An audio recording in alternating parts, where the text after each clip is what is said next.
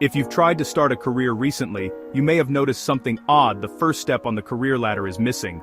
Entry-level jobs, those crucial roles where you learn, make mistakes, and grow, are disappearing. Dr. Jonathan H. Westover's research shows a sharp drop in junior hiring since the pandemic. Young workers are left staring at a ladder with no first rung.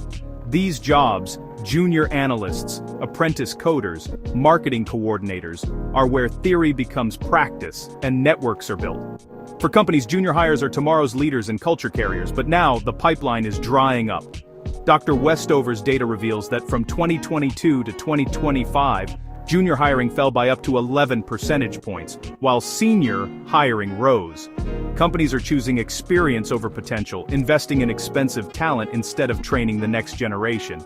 This isn't just a hiring freeze, it's a strategic shift. The question is, why did the ladder break? What's really behind the vanishing entry-level job? Let's investigate. When jobs vanish, we look for a villain. Lately, that's been artificial intelligence.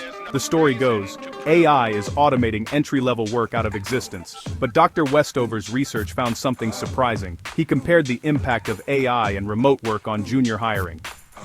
Yes, jobs exposed to AI, like software and data analysis, are also the ones most suited to remote work. But when you dig into the data, remote work, not AI, is the real disruptor. Once you account for remote work, AI's effect on hiring disappears. The real challenge? Companies haven't figured out how to train and mentor junior staff from a distance. The convenience of remote work for seniors has become a barrier for newcomers. The problem isn't robots, it's our struggle to adapt.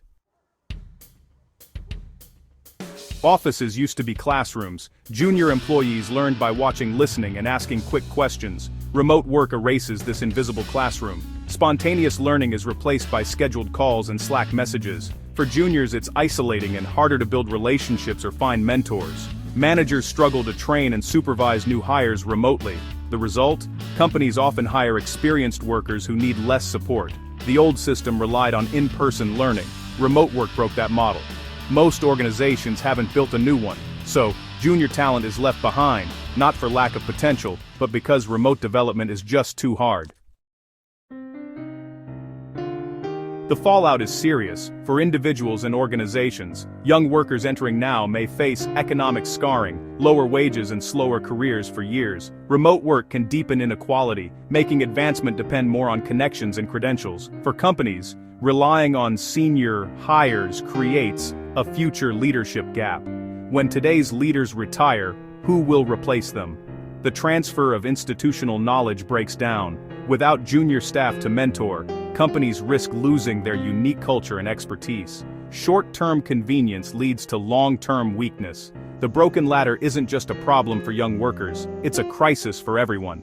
So, how do we fix it? The solution isn't to abandon junior talent, it's to redesign how we support them. Leading companies are building virtual classrooms with structured mentorship and onboarding. Shopify and Automatic pair new hires with mentors and schedule regular video sessions. GitLab documents everything, creating an asynchronous learning environment. Apprenticeship and rotational programs are making a comeback, even in hybrid settings.